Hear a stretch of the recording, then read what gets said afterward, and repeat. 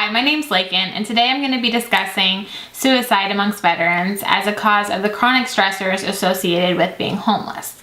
Now, I first want to acknowledge that being homeless is not the only risk factor or not the only cause for suicide amongst veterans. However, as I dug into the research, I found that it is a significant risk factor for suicide in this population, so I chose to focus my research in this area. So when I looked at the stressors associated with being homeless, I could kind of divide it into three different categories. The first being physical illness and physical stressors. So when I was going through the research, I found that veterans who are homeless compared with veterans who are housed are more likely to suffer from chronic illnesses, as well as more likely to suffer from more than one chronic illness. This population is also receiving a lot of their care from emergency department visits.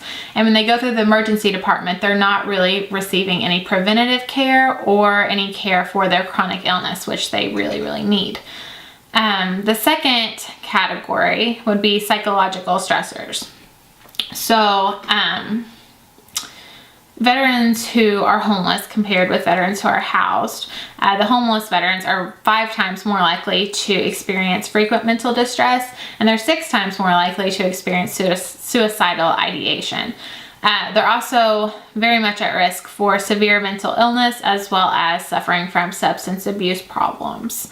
And then the third category is just simply being homeless. So when you look at a group of individuals who have the same profiles as far as physical illness, mental illness, substance abuse problems, but half of them are homeless and half of them are not homeless, you will see that the homeless population is at a far greater risk of suicide, just simply because they are homeless. So because there's such a strong link here between homelessness and suicide, my intervention focuses on housing veterans in order to decrease the prevalence of suicide. So a lot of common housing intervention strategies for veterans in the past have focused on treatment first strategies. So what I mean by treatment first strategies is they would be required to comply with pharmacological treatments, substance abuse programs, just whatever was prescribed to them in order to become housed. It was thought that if they didn't go through all of this first, they were just setting them up to fail and that they wouldn't be able to stay within a home. And then also, if they didn't comply with their treatment, once they were in the home, it could be taken away from them.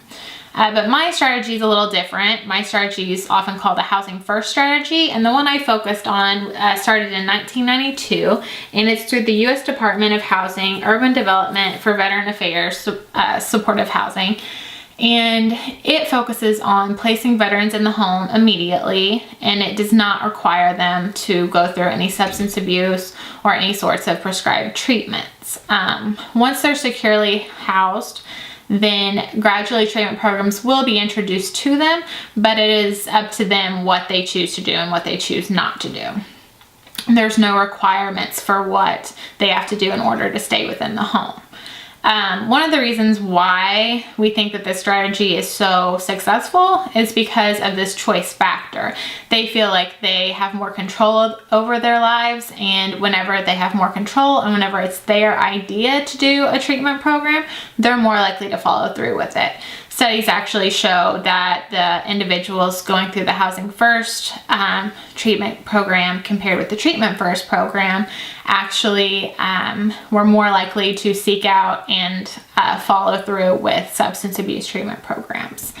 They're also more likely to stay retained within the home. So 1 to 2 years later, those going through a Housing First strategy are more likely to be housed, whereas those going through a Treatment First program could be back on the streets or back homeless within 1 to 2 years.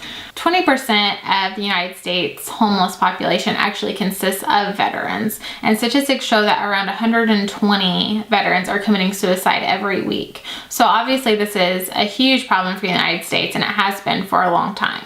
So hopefully with programs such as the Housing First program, taking veterans off the streets and putting them in housing, we can continue to decrease the suicide rate in this population over time.